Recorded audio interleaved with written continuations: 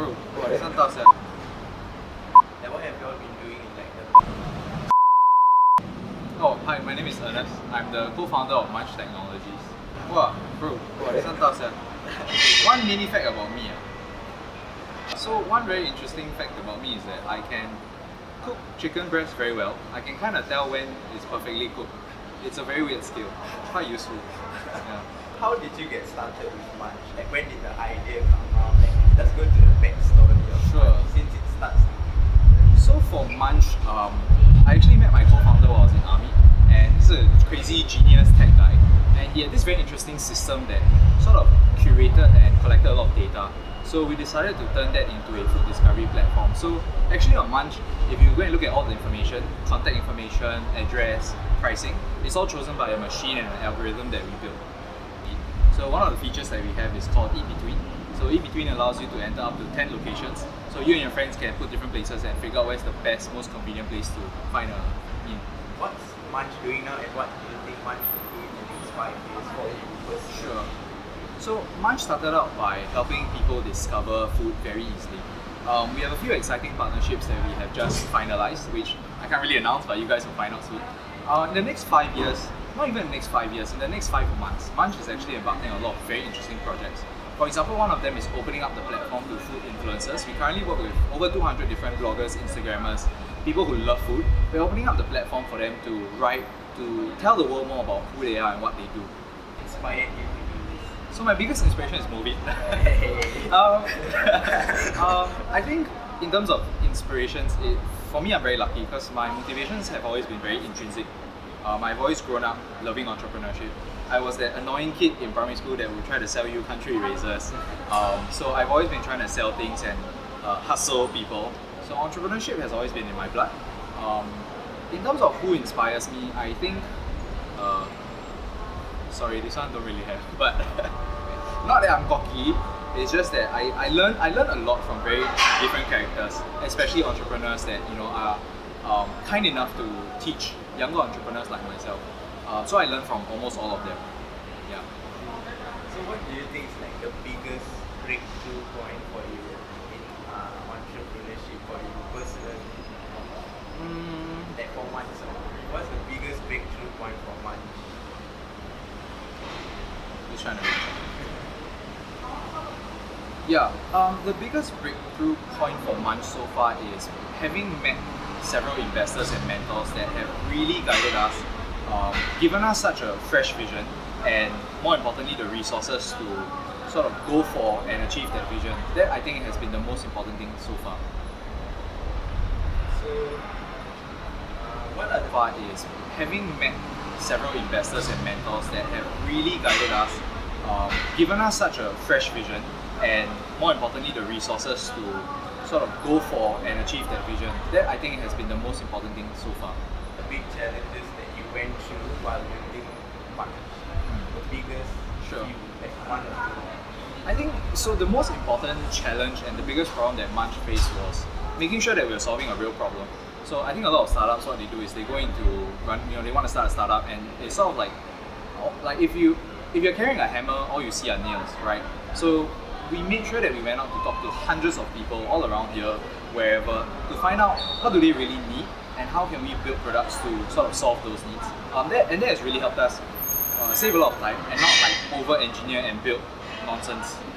Yeah. It's you to keep going on during these tough times. No. So when it comes to motivation, I always think about it in two factors. One is a pull factor and one is a push factor. So just to give you a few examples, a pull factor would be aspirational things, right? I want more money, I want a nice car, I want a nice watch. And push factors are things like, oh, I'm not in a very good space in my life, things are difficult at home, and that motivates me to do better, to learn more and become a better person. So for me, it's a combination of two different areas in this case. I think for everyone it varies. Some people have more push, some people have more pull.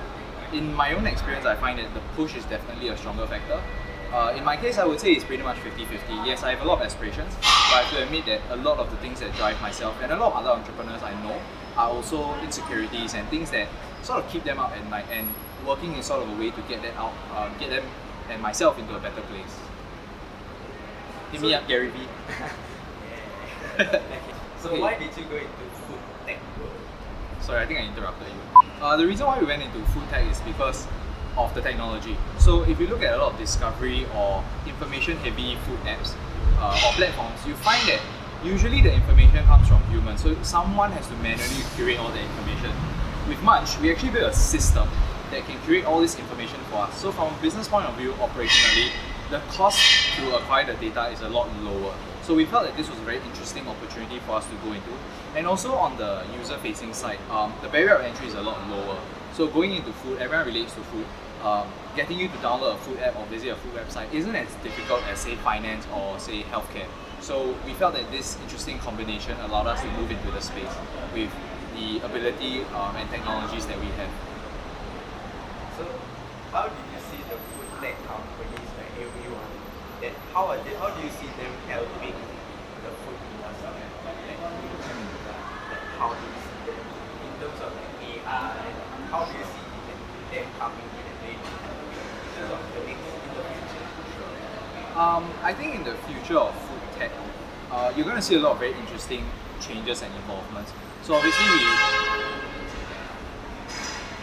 So when it comes to the food tech scene, I think you're going to see a lot of very interesting changes. So for example, with the delivery space, how AI is going to come in is obviously shortening your delivery timings, sort of predicting what users are going to buy, helping all these restaurateurs and even hawkers figure out how much they should produce. From a logistics and distributions point of view as well. So if you can get the food faster, quicker, cheaper to users, you're definitely going to see a win-win both on the restaurant side and the user side. In terms of more food tech itself, you obviously have companies like Impossible Foods who are trying to figure out how to reduce the environmental impact and create food that tastes like meat that isn't meat. So that's crazy. In other areas, especially like cloud kitchens, so cloud kitchens are something that's everyone is kind of looking at how to fit themselves in. Because cloud kitchens really reduce the amount of like square footage you need to run a restaurant or a kitchen in that sense. So I think how users are going to consume food is very different. The uptake of delivery apps has increased a lot because of the convenience, because of the lower price compared to what we're used to in terms of delivery. So the food tech scene is getting very, very interesting. And Munch is definitely going to be a very integral part of that, helping users discover food, helping restaurants, users, and food influencers connect on one platform. I think there's a common misperception in the food, like especially for restaurants and cafe owners, that when you tell them that you're doing tech, right, they'll think like, oh, it's an app, it's Yeah. like a website. Like, so what will you tell them now? What's different? What do you really mean by tech? With regards to like F&B owners and operators, I mean, I get the opportunity to talk to a lot of them. And I don't really blame them if they say that technology, or rather they shy away from technology, because someone is always knocking on their door, coming in and saying they want to sell them some tech system. So I understand why people are skeptical, but also from the F&B perspective, it's very important to give it a chance and to understand what you're actually buying and how these systems can help you.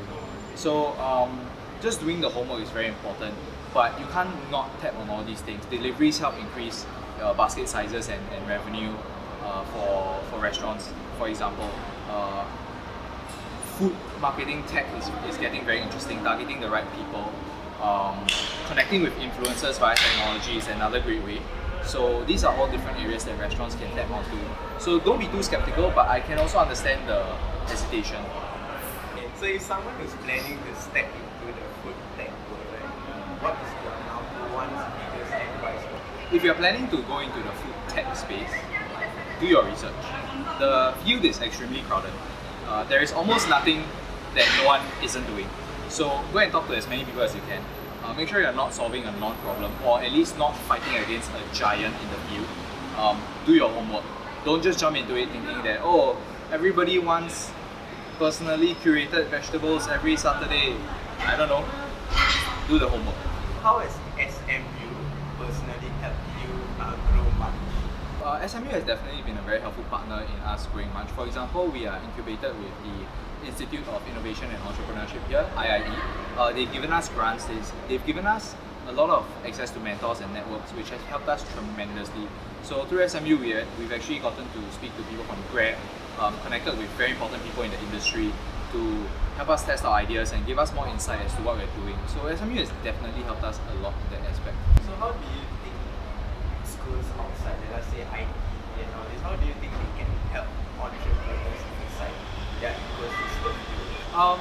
institutions can definitely help their students by beyond just monetary resources, because that obviously helps, providing connections. So being a platform for the students to tap into the alumni network, to be introduced to other people who might have synergies with the company, that helps a lot more than just throwing cash at the students.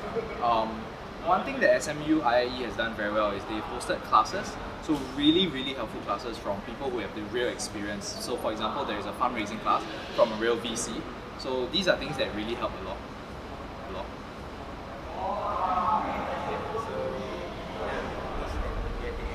Wow, sure, fast. I If good, you right? have any No? Yeah, so shameless plug, give me money. Please visit www.munch.app. We also have an iOS and Android app. If you are a food influencer, please contact us. We would love to have you on the platform with the 200 over other food influencers and bloggers. Other than that, if you happen to see this video and you want to connect, please hit me up on LinkedIn, Ernest Lim. More than happy to connect and just chat over coffee. Yeah. Thanks guys. Thanks to the Dessert Crush team. Movin and Danish. Movin and Danish, you guys are awesome. Thanks guys.